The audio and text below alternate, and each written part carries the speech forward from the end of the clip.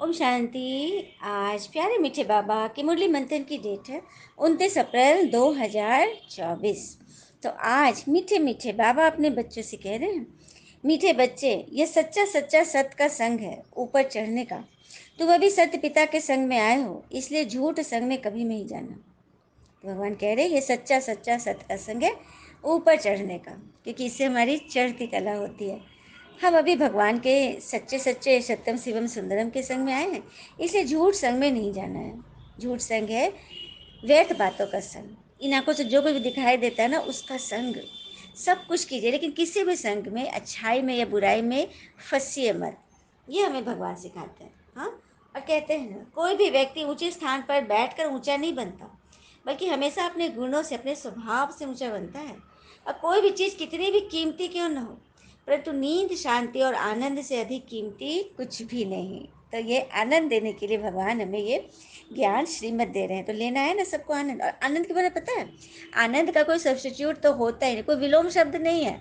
आनंद तो बस आनंद है, जो हमें स्वयं परमानंद भगवान दे रहे हैं, शिव परमात्मा। प्रश्न है, तुम बच्चों की बुद्धि किस आधार पर सदा बेहद में टिक सकती है? उत्तर, बुद्धि में स्वदर्शन चक्र फिरता रहे, जो कुछ ड्रामा में चल रहा है ये सब नूंद है, सेकंड का भी फर्क नहीं पड़ सकता, वर्ल्ड की हिस्टोग्राफी रिपीट होनी है। यह बात बुद्धि में अच्छी तरह आ जाए तो बेहद में टिक सकते हो। बेहद में टिकने के लिए ध्यान पर रहे कि अब विनाश होना है, हमें वापस घर जाना है, पावन बन करके ही हम वापस घर जाएंगे। सुना? तो बुद्धि, बेहद की बुद्धि लेने के लिए क्या करना है? तो मन बुद्धि स्वदर्शन चक्र में फिरता है, मतलब अपने स्व का दर्शन करो, अपनी कमी कमजोरियां देखो और आत्मा के पास स्वरूपों को देखते रहो। ये ड्रामा में जो कुछ भी हो रहा है इसमें कल्याण छिपा है। बेहद में टिकने के लिए ध्यान रहे कि अब तो सब कुछ विनाश होना ही है, हमें तो वापस घर जाना है, इसलिए पहले ही सब कुछ से उपराम हो जाए। ओम शांति। मीठे मीठे रूहानी बच्चों प्रति रूहानी पिता बैठ समझाते हैं उनको है जो बेसमझ है। बेसमझ को ही समझाया जाएगा ना। स्कूल में टीचर पढ़ाते हैं क्योंकि बच्चे बेसमझ है, बच्चे पढ़ाई से समझ जाते हैं। तुम बच्चे पढ़ाई से समझ जाते हो, हमको पढ़ाने वाला कौन है यह तो कभी भूलो नहीं, पढ़ाने वाला टीचर है, सुप्रीम पिता। तो उनकी मत पर चलना है, श्रेष्ठ बनना है। श्रेष्ठ श्रेष्ठ होते हैं सूर्यवंशी, भले चंद्रवंशी भी श्रेष्ठ है, परंतु यह है श्रेष्ठ श्रेष्ठ। तुम यहाँ आए हो श्रेष्ठ श्रेष्ठ बनने। तुम बच्चे जानते हो हमको ऐसा बनना है। ऐसा स्कूल 5,000 वर्ष के बाद ही खुलता है, ये बेहद का स्कूल, जब परमात्मा स्वयं गॉडली टीचर, गॉडली फादर आते हैं हमारे पास पढ़ाने के लिए टीचर बनकर, तभी ये बेहद का स्कूल खुलता है। यहाँ तुम समझ कर बैठे हो, ये सचमुच सच का संग है। सत्य है ऊंचे ते ऊंचे शिव बाबा, जो हमें मनुष्य देवता बनाते अर्थात फूल बनाते हैं। तुम कांटों से फूल बनते हो ना, कोई तो फौरन बन जाते हैं, कोई को टाइम लगता है। बाबा मैं पुरुषोत्तम बना रही, पुरुषोत्तम बनने का युग ही है। पुरुषोत्तम भी कौन सा, ऊंच ऊंच आदि सनातन देवी देवता धर्म के जो महाराजा महारानी थे वह बनना है यहाँ।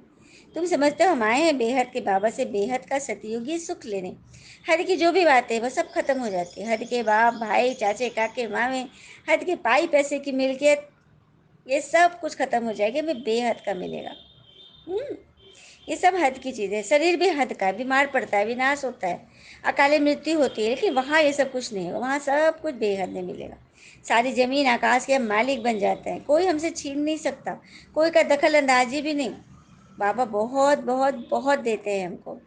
सत्युग में ऐसा कोई नहीं अक्षर होता। तुम बच्चे यहाँ आए हो पढ़ने के लिए, बाबा के सम्मुख, बाबा के डायरेक्ट वर्सन तुम सुनते हो। इनडायरेक्ट ज्ञान बाबा देते नहीं, ज्ञान डायरेक्ट ही मिलता है ब्रह्मा पिता से। सकातन में आकर भगवान हमें ज्ञान देते हैं। अभी बच्चे समझते हैं बाबा आया हुआ है हमको घर ले जाने के लिए, हम पतितों को पावन बनाकर ले जाएंगे, पावन बनेंगे याद की यात्रा से। यात्रा पर बहुत नीचे ऊपर होते हैं, कोई तो बीमार पड़ जाते हैं फिर लौट आते हैं, यहाँ भी ऐसे हैं। यह है रूहानी यात्रा, अंतमति सो गति हो जाएगी। हम अपने शांति धाम में जा रहे हैं, है बहुत सहज, परंतु माया बहुत भुला देती है। तुम्हारे युद्ध माया के साथ है। हम्म बाबा आकर हमें उस्ताद, बाबा उस्ताद हमें सिखाते हैं माया के साथ बॉक्सिंग करने की, हमें टेक्निक बताते हैं कैसे उसको हराना है। हाँ, सन्यासी तो घर बार छोड़ देते हैं, पर तो तुम्हें तो कुछ भी नहीं छोड़ना है, तुम्हें तो बस अपने विकार देने हैं। कल भी बाबा ने क्या बोला था, हम बाबा को देते हैं तो क्या देते हैं, अपना ककड़, अपना कचरा ही तो देते हैं। स्थापना, विनाश और पालना का कर्तव्य कैसे होता है तुम जानते हो, फिर औरों को समझाना है, आगे नहीं जानते थे। तुम बच्चे भी पारस बुद्धि बन रहे हो, सत्युग में होते ही है पारस बुद्धि। यह है पुरुषोत्तम संगम युग, इनको गीता एपिसोड भी कहा जाता है। जब तुम पत्थर बुद्धि से पारस बुद्धि बनते हो, गीता सुनाने वाला तो भगवान खुद है, मनुष्य नहीं सुनाते। तुम आत्माएं सुनते हो फिर औरों को सुनाती हो। इसको कहा जाता है रूहानी नॉलेज, जो रूहानी भाइयों को बताना है। सबको हक है बेहद का वर्षा लेने का और देने का, बर्थ राइट है हमारा। हर एक आत्मा का हक है बाबा से बर्थ राइट लेने का। कल्प कल्प जरूर लेते हो, तुमने कल्प कल्प लिया है इसलिए फिर आकर ले रहे हो, ठीक है। फिर बाबा कहते लक्ष्मण कहाँ से बने, श्री कृष्ण कैसे इतना पद पाया, क्या कर्म किए, यह बात तुम जानते हो। तुम्हें बताना है कि अभी सभी देवी देवता पढ़ रहे हैं। हाँ, और शिव जयंती भी मनाते हैं। शिव बाबा है निराकार कल्याणकारी। बाबा आते हैं तो जरूर वर्षा देंगे। उनका नाम शिव है। वह पिता टीचर सदगुरु तीनों ही एक है। कितना अच्छी रीति पढ़ाते हैं ना हमें। अच्छा, मीठे मीठे सिक्के लेते बच्चों प्रति माता पिता बाप दादा का याद प्यार और गुड मॉर्निंग। रूहानी बाबा के रूहानी बच्चों को नमस्ते। धारणा के लिए मुख्य सार, हम बच्चों के भी प्यारे बाबा को नमस्ते। पहली पॉइंट धारणा की, इस दुख धाम का बुद्धि से संन्यास कर शांति धाम और सुख धाम स्मृति में रखना है। इस दुख धाम का बुद्धि से संन्यास, जब तो दुख किस बात का आता पता है, कभी कभी किसी के अनावश्यक कॉल, उससे भी मन क्या बोलते हैं पेर आ जाता है, दुख में आ जाता है। जबकि अगर समझे कि क्या कारण था, कुछ तो बात होगी। चलिए खास करके समझते हैं अपनी माएँ, किसी बात से बच्चा रूठ कर चला गया और माँ बार बार फ़ोन कर रही है, वो फ़ोन भी स्विच ऑफ कर लिया। आइए एक सुंदर सी कथा सुनते हैं, बहुत हार्ट टचिंग है, हार्ट टचिंग स्टोरी है। माँ के रोक टोक से बच्चा तंग आ गया, तो उसके दिमाग में बराबर ये चल रहा था, यहाँ मत जाओ वहाँ मत जाओ, इतनी देर क्यों कर दी, ये मत खाओ वो मत खाओ। वो बच्चा एकदम नाराज हो गया। उफ, हर बात में रोक टोक, हर बात में नाराजगी। मैं भी गुस्से से खाना छोड़ घर से बाहर एक पार्क की तरफ बढ़ गया। एक लड़के की दास्तान है, वो बता रहा है, यह भी गुस्से से माँ के रोक टोक से तंग आकर मैं घर के से बाहर निकल गया, छोड़ दिया घर। मम्मी का लगातार फ़ोन से परेशान होकर मैंने फ़ोन ही बंद कर दिया। पार्क के गेट से लगे एक बेंच पर बैठने ही वाला था कि ठंड भरी रात में नज़र एक शख्स की तरफ गई। एकदम सर्दी की रात थी, समझे 11-12 बज रहा था। तब उसकी नज़र एक शख्स पर गई जो एक पतली से चादर ओढ़े बिल्कुल अकेला एक बैग लिए बैठा था। कुछ किताबें खोल उस बेंच से लगे लाइट के नीचे वो पढ़ने की कोशिश कर रहा था। ये भी शायद मेरी ही तरह गुस्से से घर से आ गया, दिखने में तो अच्छा खासा लग रहा था। मैंने अपनी जैकेट की चेन बंद कर पॉकेट में हाथ डाला क्योंकि ठंडी बहुत थी, और वही पास में ही बैठ गया। रात के करीब तकरीबन 12 बज रहे थे। हम दोनों के सिवाय वहाँ कोई तीसरा नहीं था, इसलिए मेरी नज़र बार बार उसी पर जा रही थी, मगर उसने मुझे एक बार भी नहीं देखा। उसे देख ही महसूस हो रहा था कि उसे ठंड लग रही थी, मतलब उसको देखकर मुझे लग रहा था कि इसको बहुत ठंड लग रही है, पतली सी चादर ओढ़े हुए था। उत्सुकतावश मैंने पूछ लिया, तुम भी घर वालों से नाराज हो क्या? तब उसने मेरी तरफ देखा, फिर कुछ सोचने लग गया, बोला मैं, आप। जब वो देखा तो बोला मैं, तो मैंने कहा मैंने आप ही से पूछा। तो उसे पहली बार किताबों को छोड़कर मेरी तरफ देखा और कहा, नहीं भाई, मैं उसे क्यों नाराज होऊंगा, वो तो मुझसे मीलों दूर है, तो इतनी रात को यहाँ इस तरह। उसने बड़ी उदास होकर कहा, यहाँ जिस कमरे में रहता था उन्होंने अचानक वो खाली करा दिया। उनकी कोई दूसरी रिश्तेदार आ गई, अब वो वहीं रहेगी। एक कमरे की बात हुई है पर वो परसों मिलेगा। कोई होटल ले नहीं सकता, अभी उतने पैसे नहीं हैं। उसकी बात ख़त्म भी नहीं हुई थी कि उसके मोबाइल पर किसी का कॉल आ गया। वो बात कर रहा था, हेलो माँ। हाँ माँ, मैंने खाना खा लिया, अभी भी तो खाया है। हाँ माँ, ठीक से हूँ। पापा को बोलना वो मेरे पैसे के लिए परेशान नहीं होंगे, मैं मैनेज कर लूँगा। नहीं माँ, इतनी ठंड नहीं है यहाँ। हाँ माँ, मिल जाएगा, सब कुछ ठीक है, बहुत आराम से मैं सो रहा हूँ। बाय माँ। ओके माँ, करके उसने फ़ोन रखी।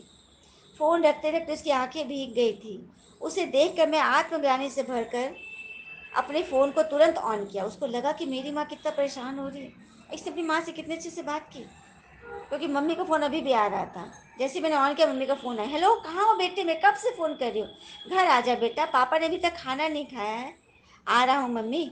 अच्छा सुनो, वो आगे वाला खाली पड़ा जो कमरा है 2 दिनों किसी को मिल सकता है क्या? मैंने मम्मी से लड़के की पूरी बात बता दी। तो फ़ोन पापा ने ले लिया क्योंकि स्पीकर पे थी। फ़ोन पापा ने लिया, बोला ले आ बेटा उसे, और सुन, बात बात पर यूँ घर छोड़कर नहीं जाया जाते। पापा की आवाज़ ने मेरे मेरे लिए जो दर्द था, उसने मेरी आंखों में आंसू ला दिए। हाँ पापा, मैं उस लड़के का बैग उठा, उसके साथ लेकर अपने घर की ओर चल दिया। घर क्या होता, आज इस बेघर ने मुझे समझा दिया था। तो यही है दुख धाम। किसी बात के जब हम अपने मन से फंस जाते हैं ना, बिना बात के, किसी ने मुझसे अच्छे से बात नहीं किया, मुझे रिगार्ड नहीं किया, मेरा मन फंस गया और उसी में लटक गया, ये क्या है? यही तो है दुख धाम। भले मेरे पास ऐश्वर्य, बहुत चीज़ें हैं मेरे पास, लेकिन मन की शांति नहीं, तो सब कुछ निरर्थक है ना। तो इस दुख धाम से बाबा कहते हैं बुद्धि निकालो और शांति धाम सुख धाम की ओर लगाओ। भारत की वह अपनी सच्ची सेवा करो, सबको रूहानी नॉलेज सुनाओ। आप पहले अपनी आत्मा को तो सुनाओ, जो आत्मा शांति चाहती है, और आप उसको क्या दे रहे हो? हुँ? हम अपने बच्चे का कितना ख्याल रखते हैं, जो बच्चा को चाहिए हम उसको देते हैं, लेकिन आत्मा मेरा बच्चा है, हम उसको क्या देते हैं? उसको शांति चाहिए, प्रेम चाहिए, सुख चाहिए। अरे बातें आती हैं जीवन में, हर एक की बातें आती हैं, कोई अपनी बातें सुना भी देता है कभी उसी कमजोर परिस्थिति में, लेकिन वो एक बस एक झोंका होता है, जो हवा का झोंका आया और चला गया, फिर वो वापस अपनी उसी अवस्था में होता है, शांत अवस्था में होता है, मन की ऊंची स्टेज पे होता है।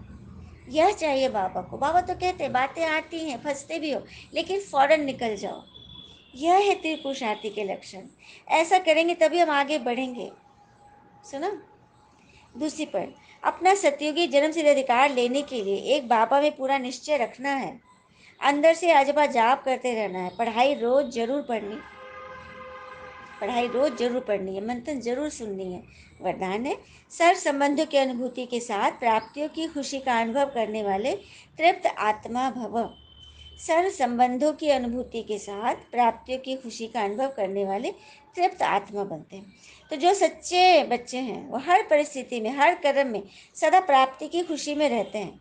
कई बच्चे अनुभूति करते हैं कि हाँ वह मेरा पिता है,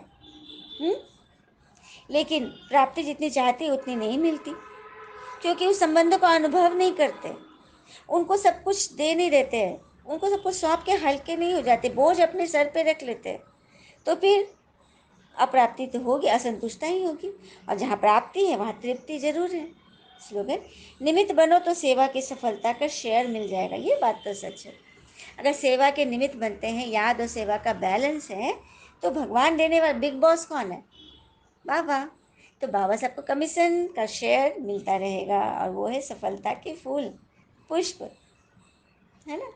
सेवा इतनी शांति से करो कि सफलता शोर मचा दे। अच्छा, ओम शांति। शुक्र मीठे बाबा व बाबा के प्यारे प्यारे बच्चे, आप सबका जीवन सदैव शुभ हो। और कहते हैं ना, अपने भीतर करुणा रखिए, आवेश नहीं, क्योंकि बादलों की वर्षा से ही पुष्प खिलते हैं, उनकी गर्जना से नहीं। ओम शांति। शुक्रिया बाबा।